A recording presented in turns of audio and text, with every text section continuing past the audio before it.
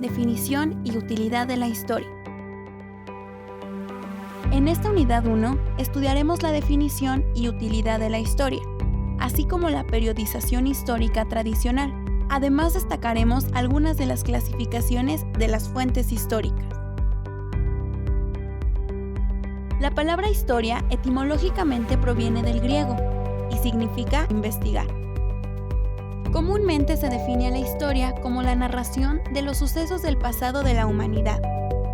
Más ampliamente, es la disciplina que estudia la evolución de los seres humanos en sociedades en el transcurso del tiempo, desde una perspectiva del presente. El sujeto de la historia es el ser humano en las diversas sociedades, así como su objeto de estudio son las sociedades y sus transformaciones. En la actualidad, la importancia de la historia no radica únicamente en los acontecimientos mismos, sino en su explicación, las características permanentes, así como los cambios que se dan en y por ellos. La narración de los hechos, las relaciones con su contexto, así mismo como su comprensión e interpretación, forman parte de cualquier estudio histórico integral. En este sentido, la historia es un conjunto de sucesos pasados para interpretar y explicar el presente. En ocasiones descubrir algunos nuevos y probablemente participar del futuro. Es decir, puede afirmarse que la historia es una disciplina compleja y dinámica, ya que no está limitada por el tiempo y es más antigua como narración que como disciplina. El estudio de la historia no se enmarca únicamente en las características políticas, económicas, sociales y culturales de las comunidades humanas.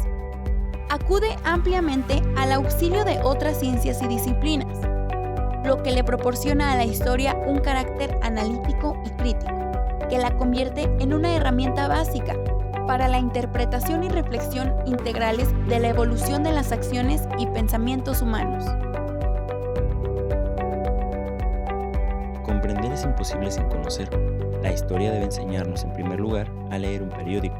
La historia tradicional creía también que nos haría conocer el pasado e inferir para el presente algunas esporádicas lecciones de la historia, banalmente políticas o vulgarmente morales. Lo que esperamos de una historia razonada es otra cosa. Para expresar de qué se trata, quizá lo mejor sea invertir los términos de la respuesta de los jóvenes. Hay que comprender el pasado para conocer el presente. Como ya se abordó, la historia es una disciplina peculiar, ya que, como afirma Mark Bloch, el historiador se encuentra imposibilitado para comprobar por sí mismo los sucesos que estudia.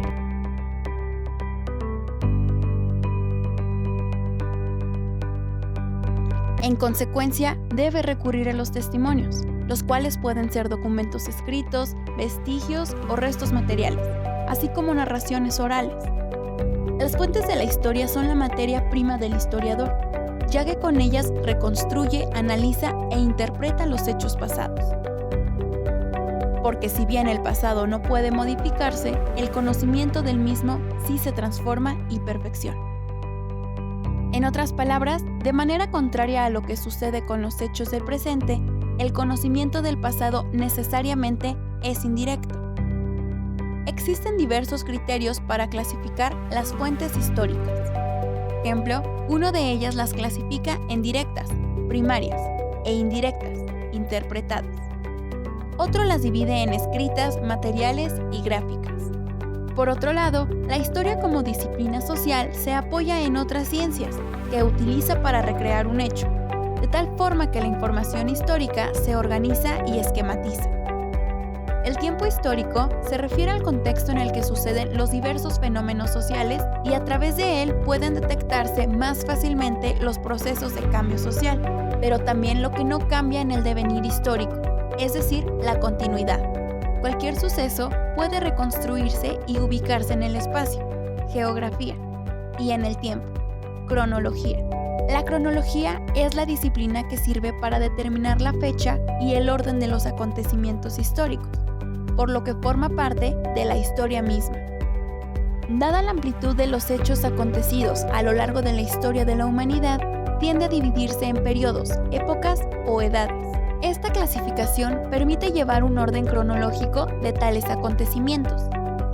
La periodización tradicional de la historia se basa en los principales sucesos europeos y se divide en